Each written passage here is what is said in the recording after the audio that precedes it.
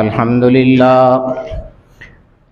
لله نحمده ونستعينه ونستغفره ونؤمن به ونتوكل عليه ونعوذ بالله من شرور أنفسنا ومن سيئات أعمالنا من يهده الله فلا مضل له ومن يضلله فلا هادي له ونشهد أن لا إله إلا الله وحده لا شريك له ونشهد أن سيدنا وشفيعنا ومولانا محمدا عبده ورسوله أما بعد فقد قال الله تبارك وتعالى في كلامه المجيد والفرقان الحميد أعوذ بالله من الشيطان الرجيم بسم الله الرحمن الرحيم والضحى والليل إذا سجى وقال تعالى في مقام آخر والشمس وضحاها وقال تعالى في مقام آخر والنجم إذا هوى ما ضل صاحبكم وما غوى وما ينطق عن الهوى إن هو إلا وحي يوحى وقال تعالى في مقام آخر ما زاغ البصر وما طغى لقد رأى من آيات ربه الكبرى صدق الله العظيم إن الله وملائكته يصلون على النبي يا أيها الذين آمنوا صلوا عليه وسلموا تسليما اللهم صل على سيدنا ومولانا محمد وعلى آل سيدنا ومولانا محمد وبارك وسلم الصلاة والسلام عليك يا رسول الله وعلى آلك وأصحابك يا حبيب الله الصلاة والسلام عليك يا شفيع المذنبين وعلى آلك وأصحابك يا رحمة للعالمين ربیع الاول شریف کا مہینہ ہے۔ حضور علیہ السلام کے اوصاف ہر جگہ کثرت کے ساتھ بیان ہوتے ہیں اس مہینے میں۔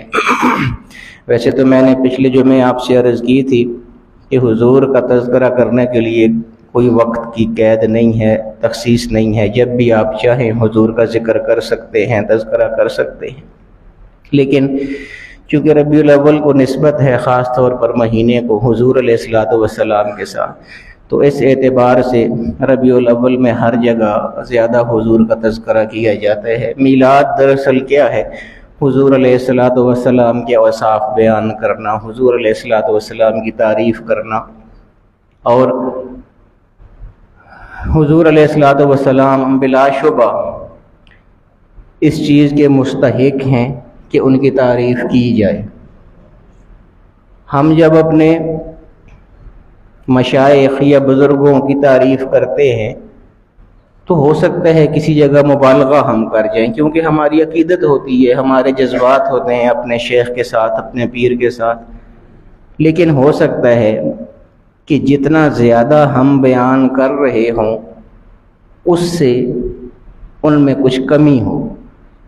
لیکن جب حضور علیہ السلام کی تعریف آپ بیان کریں گے تو پھر الٹ ہو جاتا ہے، لا یمکن الثناء کما کان حقہ، یعنی جتنا بھی بیان کر دیں پھر بھی کمی رہ جائے گی، جیسا حق ہے بیان کرنے کا ویسا بیان نہیں کر سکتے۔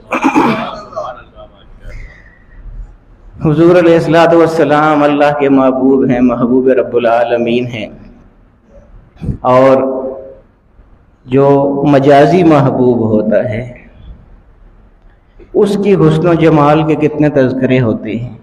ہر آدمی کو تو اپنا محبوب ہی اچھا لگتا ہے۔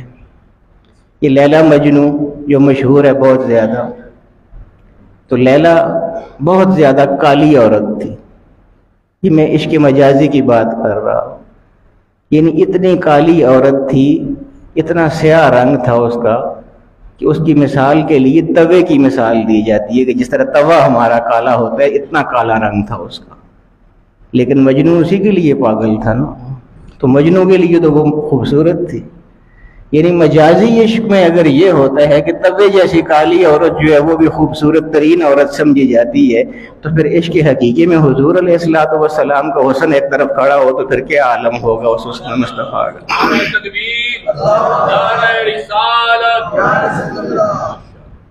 یعنی محبوب ہر ایک کو اچھا لگتا ہے، محبوب کا حسن بھی ہر ایک بیان کرتا ہے، لیکن جو حضور کا حسن ہے وہ تو حقیقی حسن ہے، وہ تو حقیقی محبوب ہیں۔ یہ تو عشق مجازی کی میں بات کر رہا تھا، عشق حقیقی محبوب حقیقی تو حضور علیہ الصلوۃ والسلام ہے، جنہیں اللہ رب العالمین نے اپنا محبوب قرار دیا ہے۔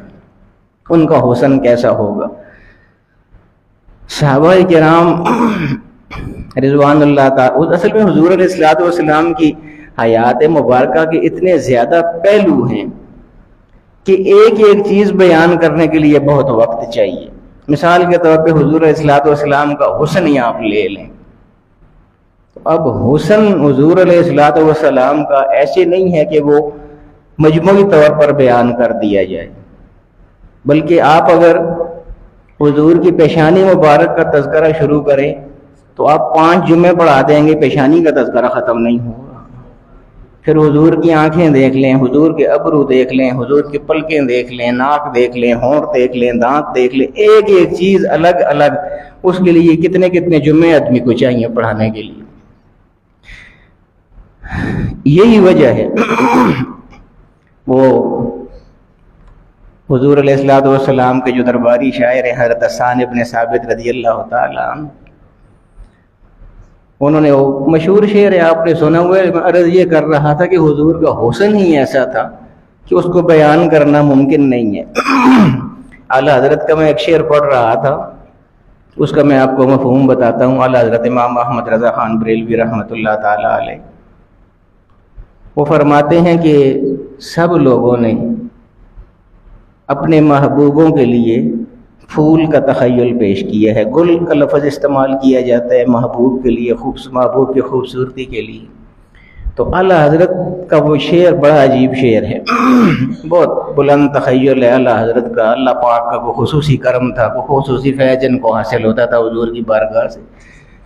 فرماتے ہیں کہ گلوں کی مثال تو ہر ایک دیتا ہے حضور علیہ الصلوۃ والسلام کے لیے اور اپنے محبوب کے لیے، لیکن میں نے اپنی پوری زندگی میں جو تجزیہ کیا ہے تو میں نے کوئی ایک گل نہیں، کوئی ایک پھول نہیں، بلکہ اس کائنات میں جتنے بھی پھول ہیں وہ صرف پھول نہیں بلکہ ان پھولوں کے ڈھیروں میں بھی ڈھونڈ کے دیکھا ہے تو مجھے ان ڈھیروں میں بھی کوئی ایسا پھول نہیں نظر آیا کہ میں حضور کی مثال بیان کر سکوں اس پھول کے ساتھ۔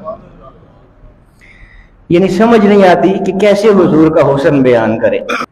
ایک صحابی ہیں، ان سے کسی نے پوچھا کہ میں نے حضور علیہ السلام، بعد میں تابعی یہ نہیں کوئی تھے نا، انہوں نے پوچھا کہ میں نے حضور علیہ الصلوۃ والسلام کا دیدار نہیں کیا تھا تو مجھے بتائیے حضور علیہ الصلوۃ والسلام کا حسن و جمال کیسا تھا۔ بعد کے لوگوں کو شوق ہوتا تھا، جو صحابی تو وہ ہوتے ہیں جو حضور کے زمانے میں حضور کا دیدار کرتے تھے، تابعی وہ لوگ ہوتے ہیں جو صحابہ حضور کے وصال کے بعد جو بعد والے لوگ ہیں جنہوں نے حضور کا دیدار نہیں کیا ہوتا تھا یا کسی اور علاقے میں ہوتے تھے، دیدار نہیں کر سکے تھے حضور کے زمانے میں، وہ تابعی ہوتے۔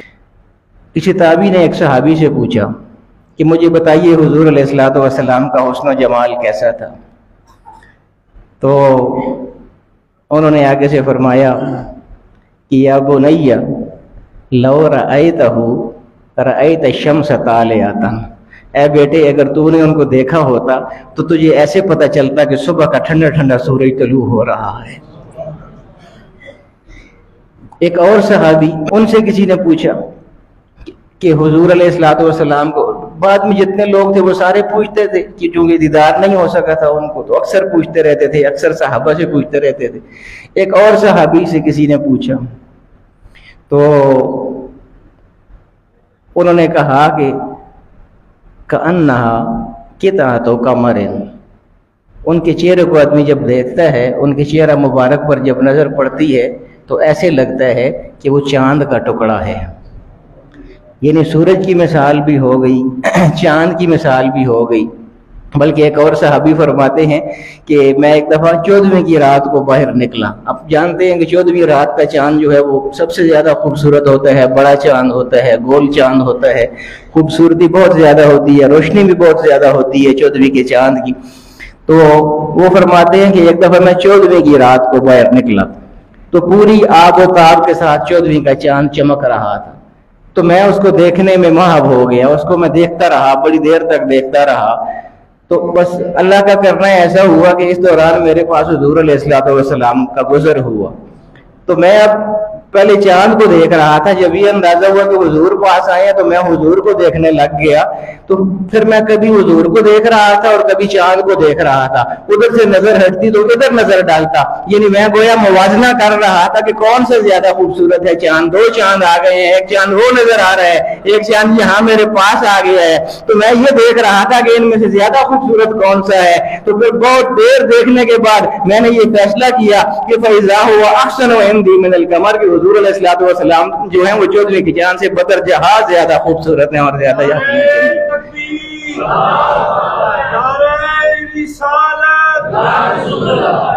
شان حبیب کبریا. اب یہ ساری مثالیں صحابہ کرام کے ذہن میں تھیں. پتہ لگتا رہتا تھا کس نے کیا بات کی ہے, کس نے کیا تشبیہ دی ہے, کس نے کیا مثال دی ہے. یہ بات کے جو لوگ ہوتے ہیں جو بڑے عظیم الشان اولیاء اللہ ہوئے ہیں, جن کو اللہ پاک نے بہت زیادہ نعمتوں سے نوازا ہوتا ہے, ان کو جب حضور علیہ الصلوۃ والسلام کے دیدار ہوتے ہیں, حضور کا دیدار تو ہوتا ہے, نیک لوگوں کو ہوتا ہے حضور علیہ الصلوۃ والسلام کا دیدار, کیونکہ حضور نے خود فرمایا کہ جس نے خواب میں مجھے دیکھا اس نے مجھے ہی دیکھا, کیونکہ شیطان میری شکل صورت اختیار نہیں کر سکتا. 2 ابرو قوس مثال دسن, جیں تو نو کے میادے تیر چھٹن, لباں لال آکھاں کہ لال یمن, چٹے دند موتی دیاں ہن لڑیاں. پیر میر علی شاہ صاحب رحمۃ اللہ تعالی علیہ گولوی. اس صورت نو میں جان آکھاں جان, مشہور نعت ہے, آپ نے سنی ہوئی ہے, اسی کا ایک شعر ہے یہ. 2 ابرو قوس مثال دسن. میں تھوڑا سا یہ چاہ رہا تھا کہ کچھ مشکل الفاظ ہوتے ہیں, لوگ پڑھتے تو ہیں سنتے بھی ہیں لیکن ان کو سمجھ نہیں آتی اس کی کہ وہ کیا کہنا چاہ رہے ہیں. 2 ابرو قوس مثال دسن. قوس تیر کمان آپ جانتے ہیں, فکانہ کعبہ قوسین ودنا قرآن کریم میں بھی آیا ہوا ہے. تیر کمان کو کہا جاتا ہے, اور کمان جو ہوتی ہے وہ ٹیڑھی ہوتی ہے جس میں تیر ڈال کے پھینکا جاتا ہے. ایسے لگتا ہے کہ اعلیٰ حضرت گولڑوی حضور علیہ الصلوۃ والسلام کا دیدار کر رہے تھے جب انہوں نے یہ نعت لکھی تھی. انہوں نے یہ جو ابرو ہوتا ہے اس کو قوس کے ساتھ تشبیہ دی, کمان کے ساتھ. یعنی ابرو کی مختلف قسمیں ہوتی ہیں, کچھ لوگوں کے سیدھے ہوتے ہیں, کچھ لوگوں کے ایسے گولائی میں ہوتے ہیں. تو حضور علیہ الصلوۃ والسلام کے گولائی میں تھے ابرو مبارک. وہ فرماتے ہیں کہ 2 ابرو قوس مثال دسن. وہ جو حضور کے جو 2 یہ بھویں ہیں, ابرو ہیں, جو یہ ایسے لگتی ہیں کہ جیسے 2 کمانیں پڑی ہوئی ہیں. اب آگے پھر کیا کہتے ہیں, جیں تو یعنی جن سے, جنا تو نو کے میا دے تیر چھٹن. میا فارسی میں اس پلک کو کہا جاتا ہے, یہ جو ہمارے بفرو ہم کہتے ہیں ان کو, اس کو میا کہا جاتا ہے فارسی میں. تو وہ فرماتے ہیں کہ حضور علیہ الصلوۃ والسلام کی جو 2 کمانیں ہیں ان کو جب آدمی دیکھتا ہے تو ایسے لگتا ہے کہ جیسے یہ جو پلکیں ہیں ان سے تیر باہر نکل رہے ہیں. حضور کی پلکوں کی تعریف کر رہے ہیں, یعنی اوپر کمانیں ہیں اور یہ پلکیں ایسے نظر آ رہی ہیں کہ جیسے ان کمانوں سے تیر باہر نکل رہے ہیں. یہ لمبے یہ تھے نا, پلکیں حضور کی بہت لمبی تھیں. تو وہ فرماتے ہیں کہ وہ تیروں کی طرح لگتی تھیں, ایسے لگتا تھا کہ جیسے 2 اوپر کمانیں ہیں اور ان کے اندر سے تیر باہر نکل رہے ہیں, اب چھٹنے لگے ہیں وہاں سے. لباں لال آنکھاں, یہ جو ہونٹ مبارک ہیں حضور علیہ الصلوۃ والسلام کے, ان کو میں سرخ کہوں کہ لال یمن, یعنی وہ اتنے سرخ ہیں کہ جیسے یمن کا حقیق ہوتا ہے. مجھے سمجھ نہیں آ رہی کہ میں ان کو لال بولوں سرخ کہوں یا لال یمن کہوں یا یمن کا حقیق کہوں ان کو.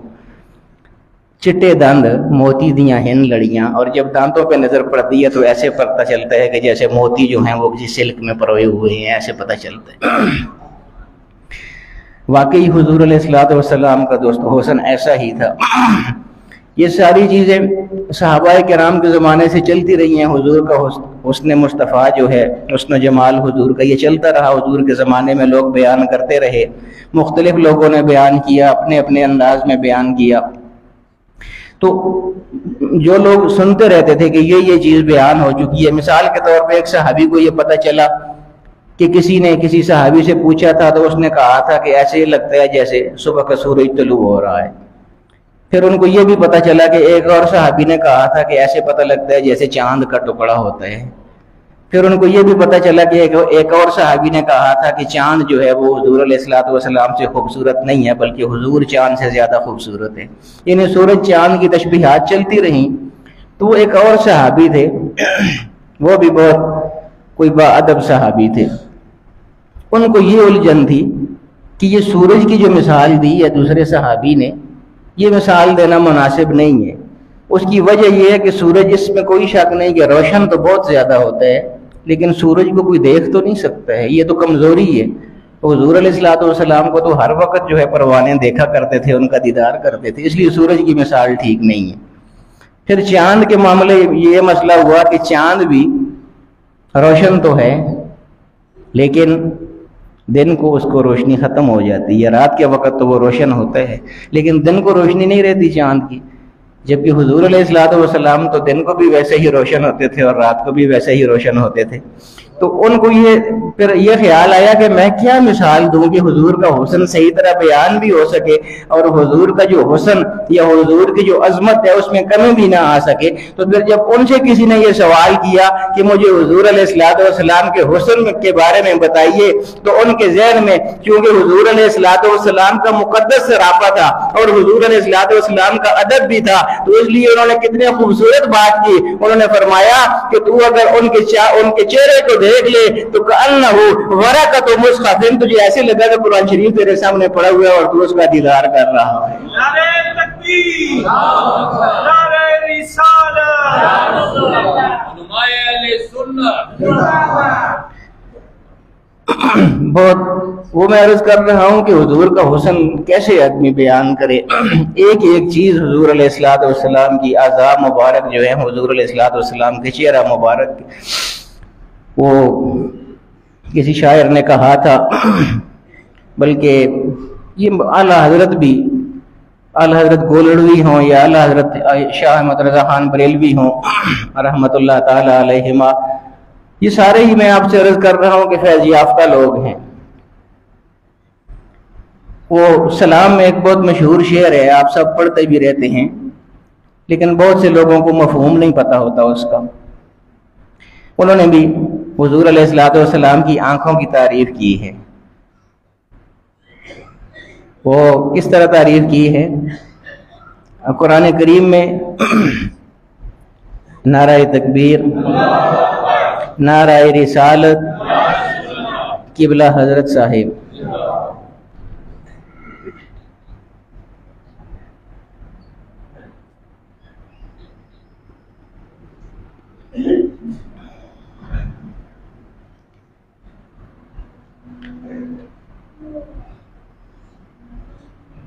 حضور علیہ الصلوۃ والسلام پر چونکہ قرآن کریم نازل ہوا ہے اور قرآن میں جو احکامات بتائے گئے ہیں دین کے حوالے سے، ان کو حضور سے زیادہ تو کوئی نہیں سمجھ سکتا، کیونکہ براہ راست نازل ہی قرآن ان پر ہوا ہے.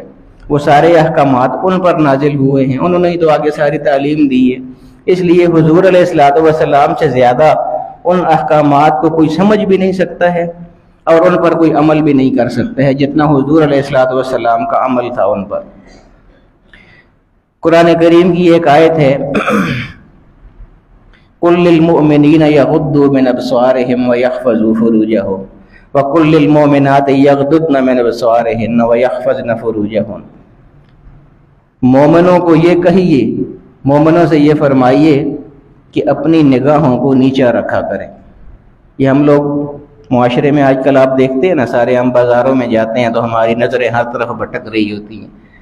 کسی بھی جگہ کوئی ماں بہن جا سکتی ہے، کسی کے گھر کی عورت کو جا سکتی ہے، تو ہم ادھر ادھر دیکھتے رہتے ہیں نگاہیں اٹھا کے، تو بہت بے خیالی میں بھی بہت دفعہ نگاہیں انسان کی پڑ جاتی ہیں، عورتوں پر پڑ جاتی ہیں۔ اس لیے قرآن کریم میں یہ حکم آیا ہے کہ مومنین کو یہ آپ فرما دیں، مومنوں کو، کہ یہ جب چلا کریں تو اپنی نگاہوں کو جھکا کے رکھا کریں، نیچی رکھا کریں اپنی نگاہیں۔ اسی طرح عورتوں کو بھی یہ حکم ہے کہ وہ جب باہر چل رہی ہوں تو اپنی نگاہوں کو جھکا کے رکھیں، ادھر ادھر نہ دیکھتے رہیں بلکہ اپنے راستے پر نظر رکھیں، جھکا کے رکھیں نظر۔ یہ حکم ہے قرآن کریم۔ عرض میں یہ کر رہا تھا کہ حضور علیہ الصلوۃ والسلام پر جو احکامات نازل ہوتے تھے اللہ رب العالمین کی جانب سے، ان پر حضور سے زیادہ تو کوئی عمل پیرا نہیں ہو سکتا تھا۔ سب سے زیادہ عمل پیرا ہونے والے تو خود حضور علیہ الصلوۃ والسلام، وہ خود ہر کچھ کر کے دکھاتے تھے۔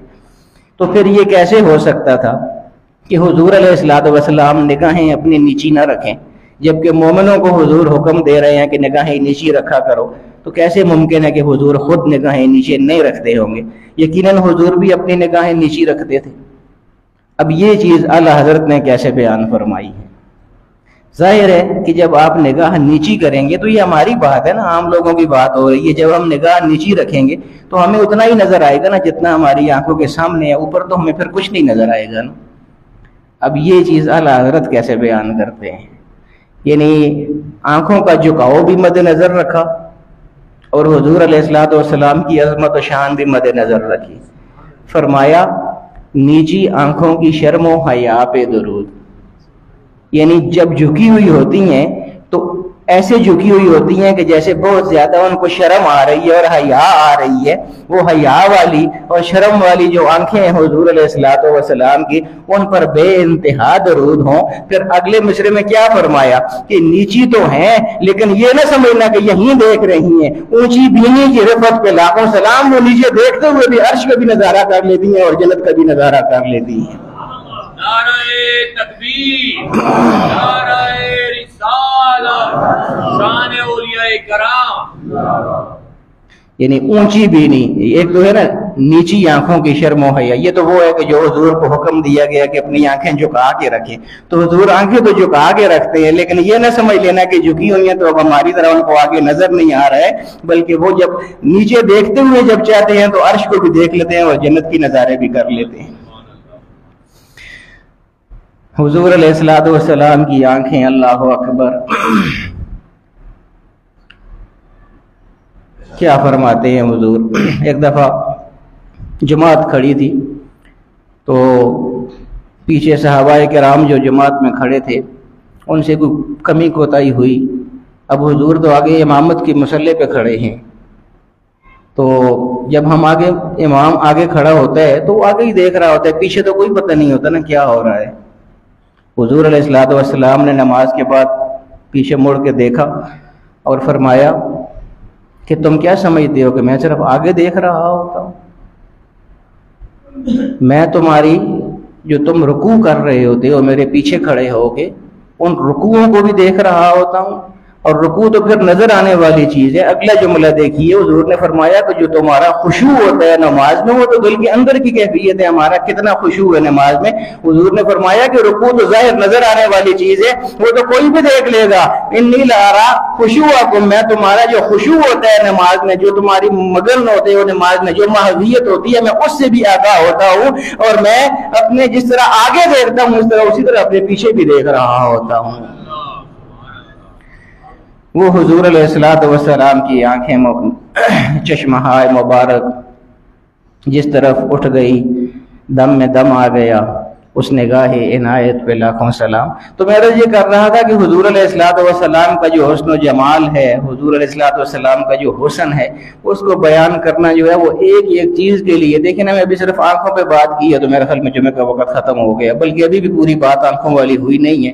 تو انشاءاللہ یہ موضوع ہم آگے چلاتے رہیں گے، اللہ رب العالمین حضور علیہ الصلوۃ والسلام کے حسن کے صدقے اور حضور علیہ الصلوۃ والسلام کی چشمہائے مبارک چونکہ آج کل آشوب چشم کا بھی ہے مسئلہ بنا ہوا ہے، ملک میں ہر طرف آنکھوں کی بیماریاں پھیلی ہوئی ہیں، تو حضور کی آنکھوں کا تذکرہ کیا، دعا فرمائیے اللہ پاک ان آنکھوں کے صدقے ہم سب کی آنکھوں کو شفا عطا فرمائے۔ وصلی اللہ تعالی علی خیر خلقہ سیدنا و مولانا محمد و آلہ